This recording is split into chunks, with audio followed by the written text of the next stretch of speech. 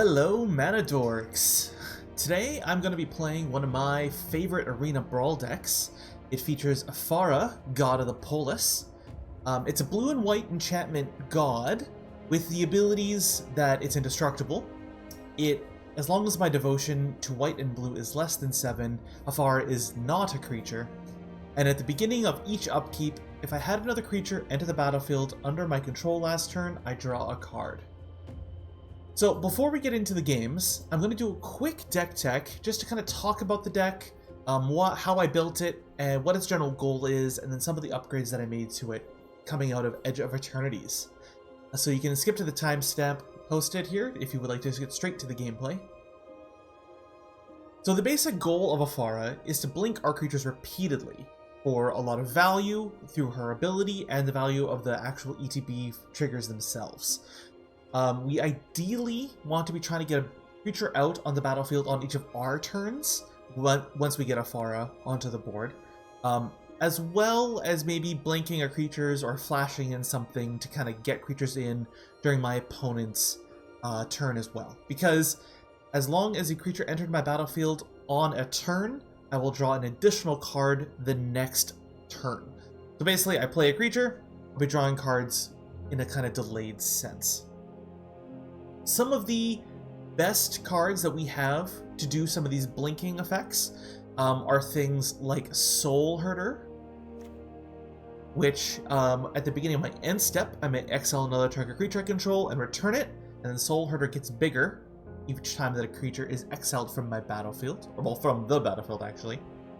Some other incredible ones that stick around are stuff like Teleportation Circle, which does basically the same thing, but as an enchantment, so it's a little bit harder to get rid of. In addition, I have some instant spells, ways to blink my creatures, things like Cloud Shift, which just does the same thing, or a Parting Gust, which can actually be used a little more flexibly. I can either use to blink one of my own creatures, or I can straight up exile another creature if I give them a fish in return, which most of the time I'm okay turning their creatures into 1/1 fishes. That's totally fine by me most of the time. Now, with those blinking effects, obviously we need some good payoffs. So some of the best payoffs in this deck are stuff like Jill, Shiva's Dominant. This is a great addition from Final Fantasy. It's basically like Exclusion Mage, but even better. Exclusion Mage, for those that don't know, is a creature that comes in, it bounces a creature your opponent controls back to their owner's hand. Jill does the same thing, except it's non-land permanent. So being able to repeatedly flicker or blink this creature means that we get to push basically all of their non-land permanents back to their hand, either delaying them or in some hilarious cases forcing them to discard cards. Another great version of this is Reflector Mage. Does the same thing, only targets creatures, and it also limits the opponent's ability to actually play those creatures on subsequent turns. So that's really fun. Some of my bigger payoffs are things like Riptide Gearhulk, which, same idea, but it's a big creature, big body that does these things, plus it has prowess, so it can get an extra damage with Double Strike. Other cards that are pretty hilarious, stuff like Herald of Vengeance is an arena-only card. So this is something that a lot of people who play a lot of paper Magic won't see, but how Herald works is that when it enters, it destroys each permanent that dealt damage to me on the previous turn. So sometimes I'll let my opponent attack me with a bunch of creatures, I'll play a Herald of Vengeance, it'll kill them all.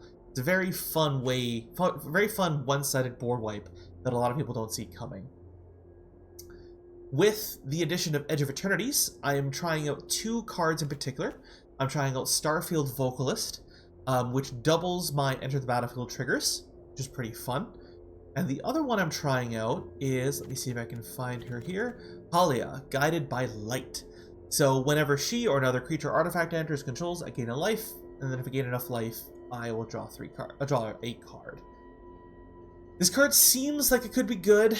I'm uncertain because I don't know how often I actually have 3 things enter the battlefield, but I have some other life gain here and there, so it might just be another easy creature to get more enter the battlefield triggers off of, especially with that warp cost. Sometimes just having I'm imagining if I can get Ephara out, this might be a cheap way to trigger the or trigger so that I can actually draw a card on the next turn.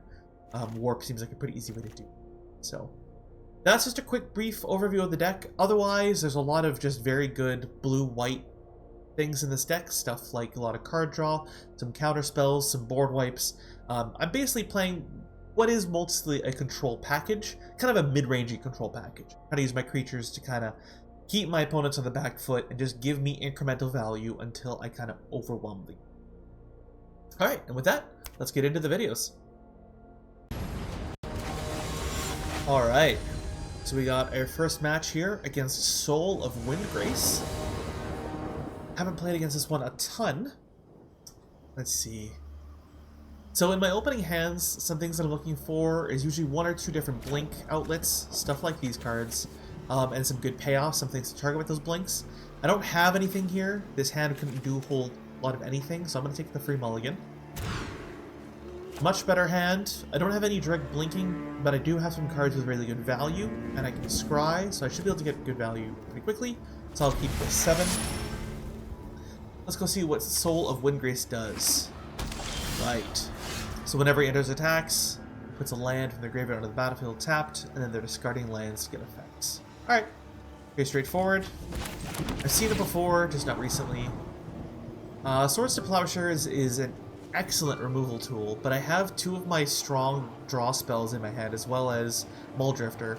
I'm not actually going to ship that, because I'm more interested in drawing lands, or drawing some form of recursive blinking. Gates of Istvel must come in tapped, so we'll play that first. Ooh, this guy's asking to enter Eternity Swamps. Alright, Nissa, he's doing more landfall stuff. For those who don't know, whenever he plays a land, he basically gets to add mana for his landfall, which is kind of fun.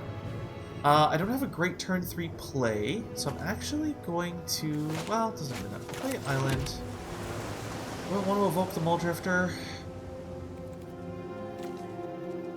Not yet. I'm going to play a little greedy. So, if I was trying to be more aggressive, I would evoke with the Muldrifter, which would force me to sacrifice it, but it would allow me to draw 2 more cards through my deck.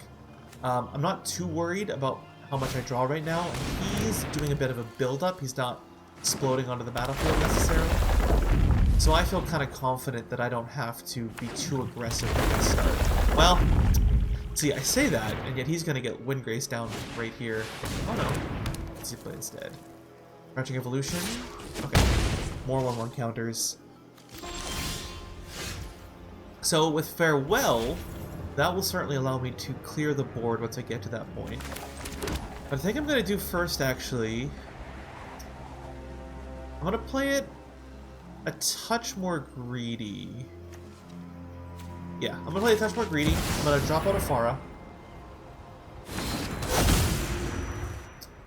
which doesn't do anything for me this turn, obviously. It kind of sets my opponent up to kind of take the game away. But I have some good responses, and if I can survive 2 turns with some land drops, I can clear whatever he puts down.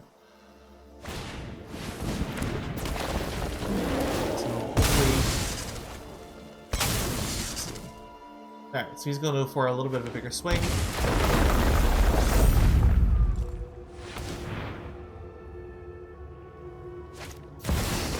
Windgrace. For another landfall trigger. This will absolutely hurt like hell. Oof. That is less than fun. Okay. So I need to get some defense down. So I'm just going to play Gaiju as a land. He's not threatening too many 1/1 counters at the moment, so I'm not too worried about the Branching Evolution.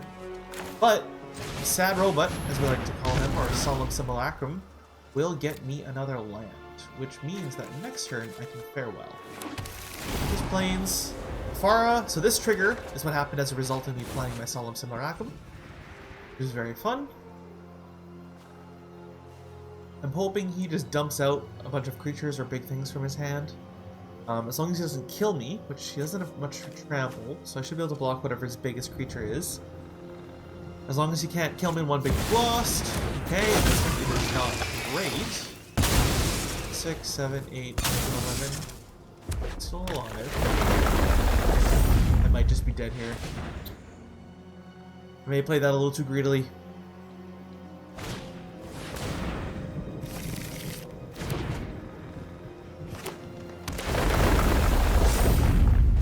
Ruh-roh. So here is the issue with this Ephara deck. Sometimes if you don't get a great starting hand, it can certainly make it difficult. Alright, so that's 11. So, okay, so he made it fine. 6, 7, 8, 9, 10. I'm not dead from this.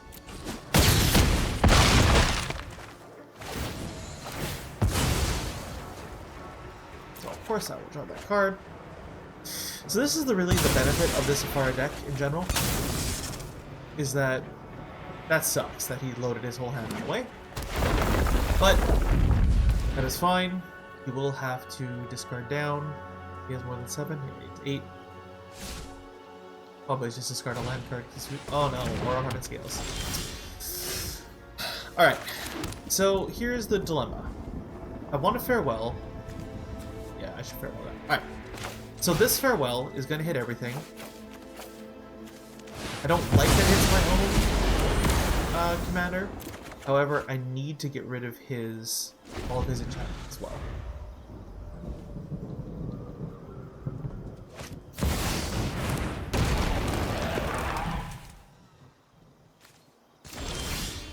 Okay, so you see how much I gotta slow this game down, right? This whole thing is me slowing everything down.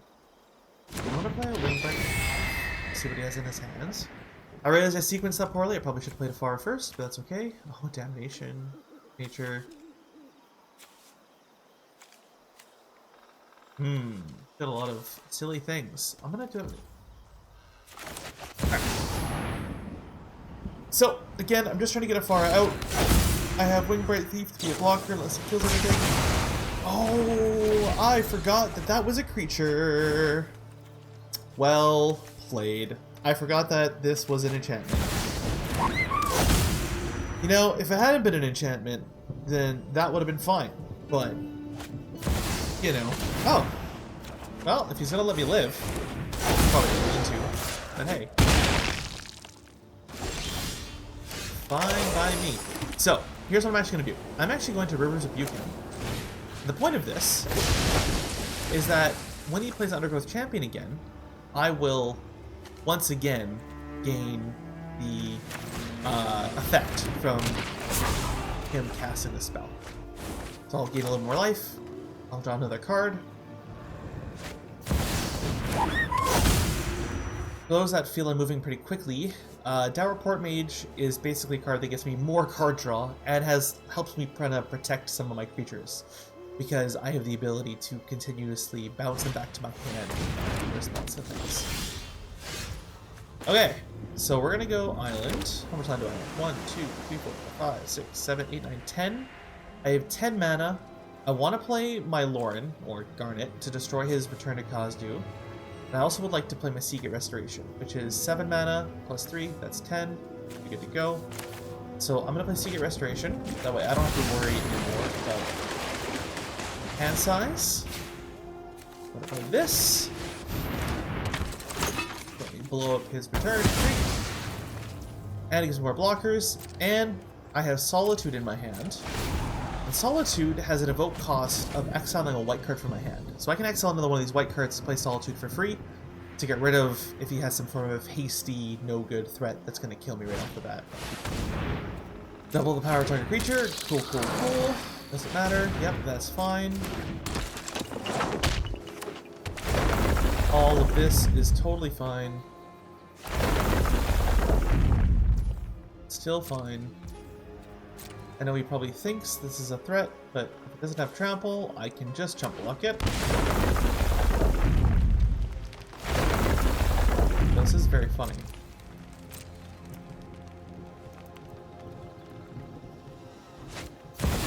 Hey, more life for me! More life, draw a card, another round, excellent. See, okay, so here's where the fun begins, right? So obviously I'm going to start by blocking the Chocobo. We'll go to my turn. Drop a land. Okay, so now we're going to actually Oh, do I wait for the... Do I wait to do some of this stuff?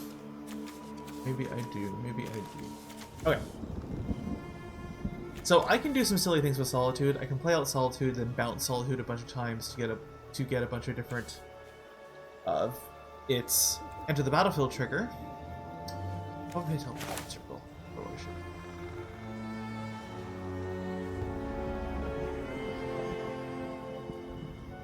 The cloud shift still. Yeah. Okay. So for the mana, I'm trying to play Teleportation Circle. The reason for this is so that I can then play Solitude. So that I can Teleportation Circle it, right? I'm gonna start exiling his stuff. That one's gone. So, thankfully, I still have enough mana to both Cloud Shift or Teferi's Time Twist. That's the general point of what I'm doing here. That way I can keep Solitude going over and over and over again. Now the game is pretty much at a bit of a lock. Whether my opponent is able to see it yet or not, I am in a very good position. The main problem I have to watch out for is him trying to remove my Solitude in response to me flickering Solitude. So I have to be thoughtful about when I blink Solitude. I use Flicker and Blink interchangeably, by the way. I probably should try to stick to one, but, you know, old habits and all that. He's deep in the tank. He's thinking through. He's going to attack me. Oh, oops. Oh, not that. No blockers. Oh, do a little block.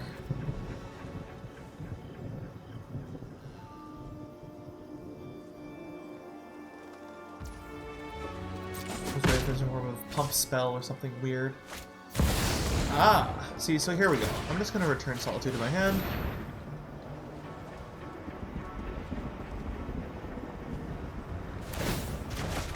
Allows me to get another card. I keep Solitude.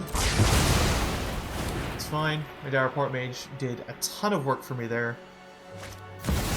Alright, so there's my Solitude target.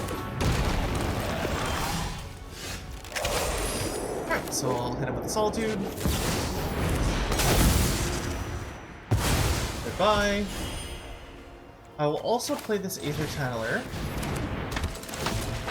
This will let me start generating bird tokens that I can kill him with. And I will hold off playing anything else for now. Probably end up Restoration Angeling on my turn. So, and here, I'm actually going to bounce my Aether Channeler. Give me another bird. Now I'm creating birds for days. And I draw cards off my birds. Look at this. Drawing cards, birds. Can't go wrong. Oh, there's that Herald of Vengeance, which won't be super useful with my life total. Scoot Swarm. What a disaster. Primeval Bounty. Okay, that is certainly lame and not great. So what I will do in response is I'm actually going to Restoration. That should give me... Who am I kidding? Who am I kidding? I don't want him to have Primeval Bounty. I'm gonna cancel. To syncopate. Oh, oops. Damn. Meant to do 2. My bad. That's a big old my bad. There's, whew, I really f***ed one up, huh? Alright, well, let's cut that out now, before it gets too problematic.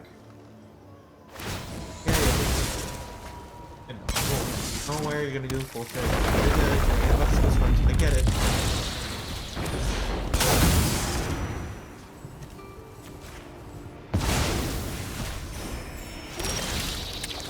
That's fine. That's on me. I should have played that smarter. But I played it like a dum-dum. It's fine. Alright. So, because this is a sorcery, I'm just gonna quickly treasure cruise. Doesn't really matter what I pull out, because I don't really have much for graveyard recursion.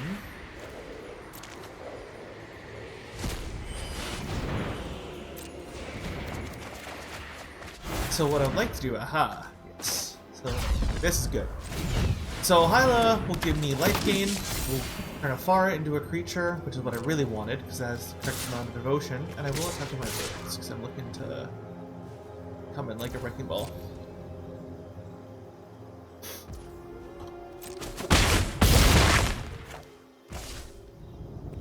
on the turn there, I'm actually going to bounce my Ether Channeler.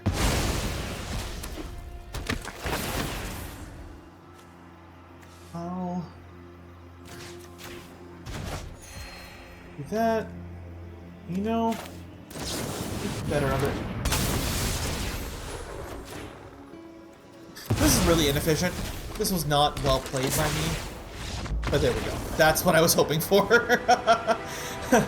Alright, so real quick wind down from that game. I definitely misplayed a bunch there. Got a little too frantic and over the top with some of my actions. Should have been a little more thoughtful. That's okay.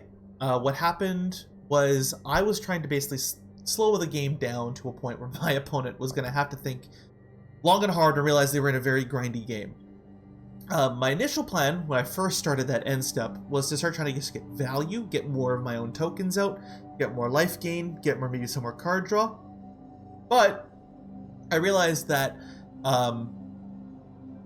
because they were copies of Scoot Swarm, they were going to continue to make more copies of Scoot Swarm. So what I really needed to do was eliminate all of his Scoot Swarms so I could actually truly slow the game down. You still have the Primeval Bounty that way, which was fine. However, I think my opponent realized when I played the Restoration Angel that I was clearly going to come after his Scoot Swarms, and so conceded the game, didn't want to play grindy games anymore.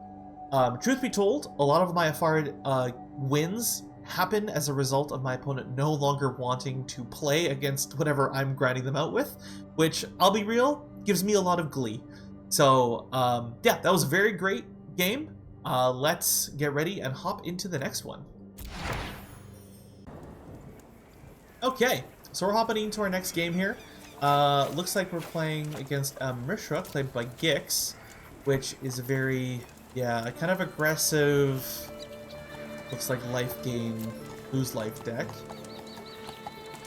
This hand isn't amazing, though it does give me the ability to exile something early on, potentially blink some creatures. Now the question is, do I gamble? Alright, I'm a gambling man. I can draw a land. I can do it. This won't be my downfall. Hey, you know, that is technically a land. These MDFs, I actually don't know what they're called. Multi-sided cards. Okay, so this has to come in tap. This has the ability to not come in tap if I pay 3 life. So I'm gonna play the Port Town first. Alright, Soul Holder is a sick fucking draw. Soul Holder is such a good card. Card. Right? Plains. Alright, well then we're gonna go with the plains. I think we're actually gonna... I'm gonna risk... I'll play smart. I'll play smart. So the risky thing to do would be to drop off Soul Holder, right? That would be the thing if I was playing greedy, because I'm trying to get my enabler out before I actually get the value generator of that enabler out. The problem is, if he's playing red-black, he probably has a lot of removal, and he might even have a lot of just like do 1 damage things. So I want to be careful about that. It's gonna add 1 more mana before it dies. Okay. Again, greedy response because of all this. But that's whatever. That's slow as hell. What we'll do? Discard them tapped. Now we'll play our Soul Holder. Won't attack because he's a 4/4. It's okay though. I will just get more cards. More life. Now we're off with the races.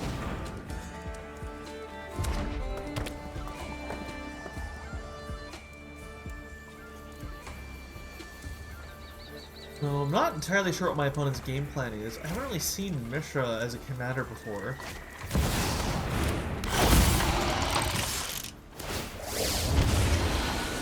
Huh. Interesting. I mean, yeah.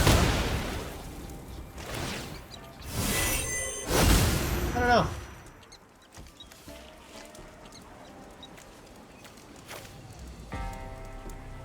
Gotta be honest, not really sure what he's up to. Looks like he's just playing a mixture of cards. Mixture of red-black stuff. Kind of Rakdos-y, like just a lot of discard draw? I don't know. A bit of weird. I'm gonna play a Hydraulic Specimen as a land. I'm gonna actually pay the 3. Alright, so I haven't tried this interaction yet. I'm gonna try something. So Ephara, I'm gonna warp out. Oh. So the point of this is that, yes, I get when these triggers happen. Perfect. Okay, so, for anybody confused, what I did was I warped in Hylia, and then Soul Hoarder allowed me to exile Hylia before the final part of the warp trigger went off. Those who don't know, warp is when you cast this, when you cast it, you have to exile it afterwards. I'm just gonna no block it. You have to exile it on your end step. However, I got multiple triggers, and technically I can order them the way I want to. So Soul Hoarder is the one I chose. Again, in the game chosen for me, that's the idea, so that I can bounce Hylia. When that happens, she becomes a different object for the time she.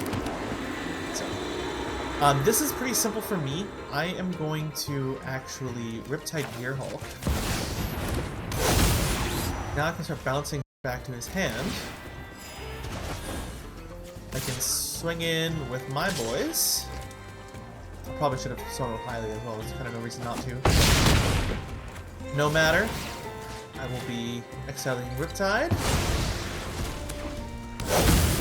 Then I can send Mishra back to his hand.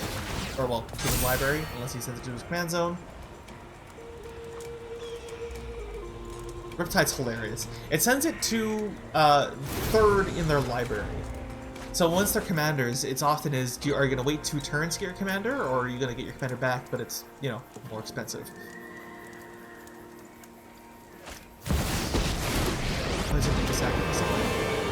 This is my home, and I don't appreciate when people talk. One of your friends has to leave. All this is easy. I could have killed the Flame Weaver as well, but I probably should have killed the Flame Weaver.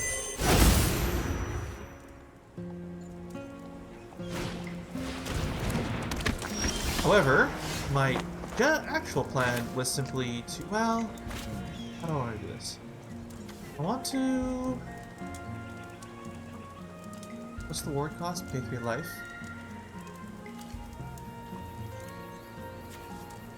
Let's Reflector Mage.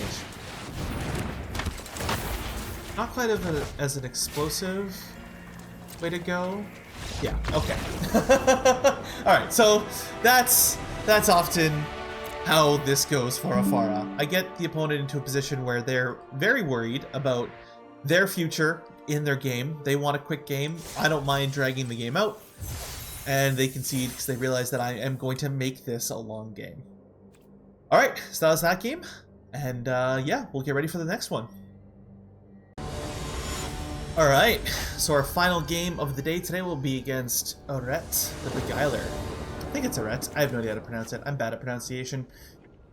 Not the point. Okay, so where are we at? We got a good counter spell, a good board wipe, a kind of later game blink creature, a protector, some payoff, might be early card draw. Let's see what is Beguiler do?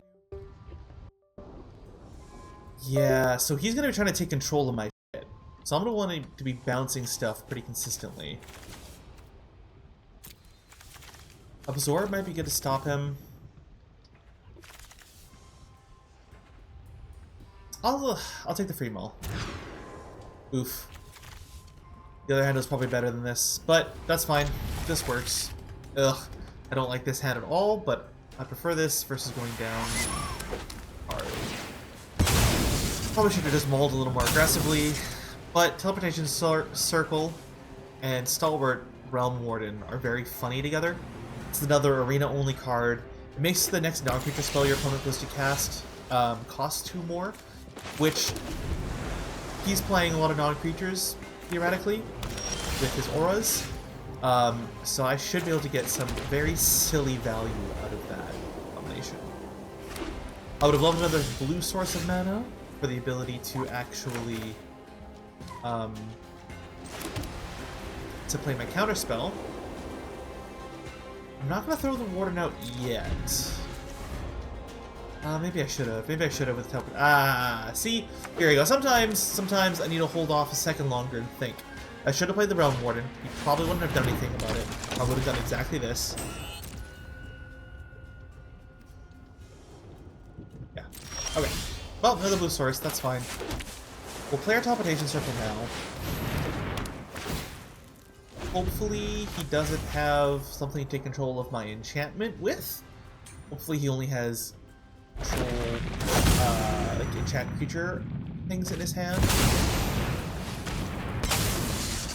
Ooh, what the fuck did you do there? How do you pull that off? Oh, Phyrexian Tower. Okay. Spells will be countered to be an event step, discover 5. Okay, that's pretty wild. That's okay. I have a very easy solution to this problem. Yes, so I'm going to play this. This should give me enough mana to still cast my counter spell. So this is like a Banishing Light. All this does is it just exiles something. The reason why I have it is because of the kicker cost. I can give another one of my creatures its ability, basically, and then I can flicker that creature for repeated effects. Very fun, very good, very great. Let's see what he decides to play here. I'm hoping he tries to destroy the Pull of the Mistmoon, or his commander. I'd love to counterspell those things. See, yeah, like this, right? I mean, like... Counter permanent is enchantment and loses all their card types. It already is an enchantment.